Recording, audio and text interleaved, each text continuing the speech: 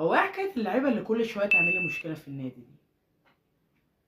من ربيعة لوسام لكهربا لمنعم لإمام لكوكا. يا وصلت لكوكا يا راجل.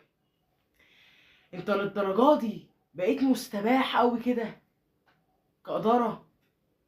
للدرجة دي بقيت سهل قوي كده وتوصل؟ عمرك شفت انت كمشجع اهلاوي، عمرك شفت ان النادي بيتهدد؟ النادي الاهلي اللي سنة 86 طلع اللعيبة الناشئين ونزل اللعيبة الكبار عشان بس تعالوا عليك، اللي في 99 سنة 99 مشى نجوم الفرقة ابراهيم حسن وحسام حسن. عمرك شفت الاهلي يوصل للانحدار ده؟ عمرك انت شفت كده كمشجع اهلاوي؟ بلاش مشجع اهلاوي، عمرك شفت كمشجع كورة ان الاهلي بيتهدد؟ عمرك شفتها؟ تعالى بقى نتكلم عن موضوع فريد من نوعه. ما كنتش متوقعها بصراحة، يعني الموضوع ده ما كنتش متوقعه. امام عاشور عامل مشكلة مع النادي جديدة، دي جديدة ما شفتهاش ابقى، او ما كنتش اتوقع انها تحصل بصراحة. ما كنتش متوقع. يا راجل، يا راجل بص اتكلم بالعقل. ماشي، اصل انت جايب اللاعب ده انت عارف 100% ان هو هيعمل لك مشاكل من اول ما انت جبته. انت عارف ان هو مشاكله ما بتخلصش ومشاكله مش هتخلص، والمشكلة بدأت من اول ما انت جبته. انت تعرف ان امام عاشور ده هو اللي خلى حسام غالي يمشي؟ حسام غالي اللي وقف للإدارة، الإدارة اللي خلت الأهلي في انحدار، هو اللي وقف للنادي قدام الإدارة ده وقال له اللاعب ده ضد مبادئ النادي عشان كده مشيتوه. وما تقوليش علشان طلع وقال كلام ما ينفعش يتقال وكده، مفيش الكلام ده. ما انت ده انت رحت جبت لاعب ضد مبادئ النادي تمشي راجل هيفيد عشان قال كلمة حق؟ هتمشي راجل عشان قال كلمة حق؟ هو ما ينفعش يتقال، بس لا، الراجل باين وهو قال الكلمة ان هو في حاجة، في عبث بيحصل جوه في الإدارة. طب تعالى بقى نتكلم عن مشكلة إمام عاشور وآدم وطني. دلوقتي آدم وطني طلع امبارح أو أول امبارح قال إمام عاشور مش هيقعد في النادي. محترم رأيك، محترمك، بس هنا بقى أنا مش محترم الإدارة بتاعتي. ما تمشي ولا ما تمشيش يعني، انت مالكش لازمة بالنسبة لي. أنا بكرهك، أنا محبكش في النادي، محبكش إنك تكون في النادي. أنا هنا بقى عايز أتكلم الإدارة. أنت عارف المشكلة بدأت من إمتى؟ هتقولي من أول ما جاش المطار. هتقولي من مثلا لما قال للجماهير حاجة أو معرفش إيه. لأ، من أول خالص بقى. يعني المشاكل بقى اللي بتحصل له بقى مشكلة الشناوي. عمرك شفت لاعب في الأهلي يعني بيغلط للكابتن بتاعه، الكابتن المباشر بتاعه؟ عمرك شفتها دي؟ وانت سايب الدنيا سبهلله عادي. انت عارف اصلا اللاعب ده المفروض يتجمد السنتين دول من امتى؟ من ساعة المطار. يا راجل حرام عليك يا راجل. لاعب بيقولها لك صريحة انا مش جاي، انا مش عايز اقعد في النادي، تديله غرامة معرفش مليون ولا كام. اللعبة دي هتفرق معاه فلوس؟ انت عارف الستوري اللي بينزلها بكام؟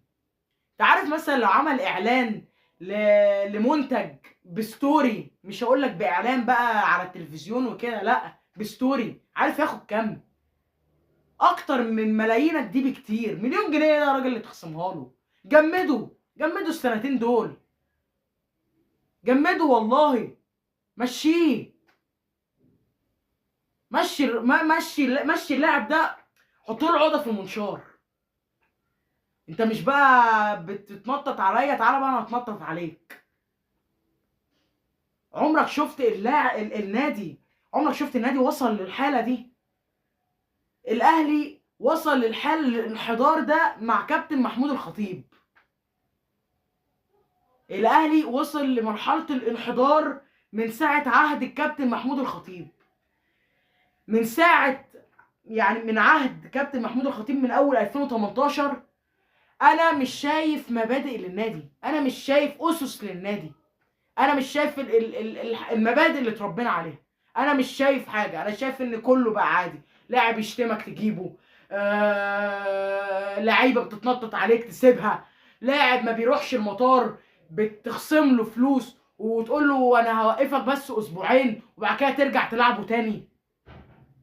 طب ما هو مش منطقي، ما هو انت اكيد اللاعب ده هيتنطط عليك يعني هو جه جربك وقال لك انا مش جاي الماتش، مش رايح المطار، مش مسافر معاكم، فانت تقوم مديله خصم، تمام، وموقفه اسبوعين. طب ما تمشيه، ما هي سهله اهي، ما هي سهله اهي، بيعوا بمبلغ، بيعوا. وادم وطني انت عارف 100% ان هو ما بيحبش النادي، تمام. من صفقات بقى، من صفقه منعم اللي خرج، خرج من غير رضا النادي، من غير رضا الجماهير، وانت مخرجه غصب عنك، مخرجه غصب عنك. وسام اللي انت خرجته غصب عنك ومش عارف تعوضه لي بمحمد شريف. تعوض لي اسامه ابو علي لمحمد شريف.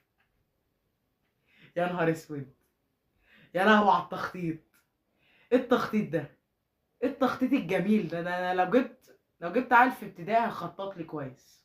اوضه اللبس اللي بقت في حاله عبث، بقت في حاله مين بياخد اكتر من التاني. انت عارف انا شفت النهارده بوست، السيد حمدي لو تفتكروا، السيد حمدي بيقول انا اتفاجئت ان عقدي اكتر من عقد ابو تريكه. انت متخيل؟ انت متخيل يعني ايه ابو تريكه؟ ابو تريكه انا بالنسبه لي نجم الاهلي، اسطوره النادي، اسطوره النادي ابو تريكه، اسطوره النادي في عصر ذهبي. فهو كان نجم الجيل، كان بياخد يعتبر اقل لاعب، كان بيمضلك على بياض، كانش عارف بقى، ما كانش عارف بياخد كام هو، ولا مين بياخد ايه، ولا مين بياخد معرفش ايه، ولا. يا راجل حرام عليك، يا راجل، يا راجل حرام عليك. وصلتوا النادي لايه؟ وصلتوا النادي لدرجه من العبث. الاهلي بقى اللعيبه بتتنطط عليه. بس ده كل اللي اقدر اقوله. ويا رب، يا رب السنه الجايه نشوف حاجه بتحصل، نشوف تخطيط جيد للفرقه، نشوف اللعيبه اللي بتتنطط عليك دي تمشي. والله يعني جمد امام عاشور السنتين دول، جمدوا.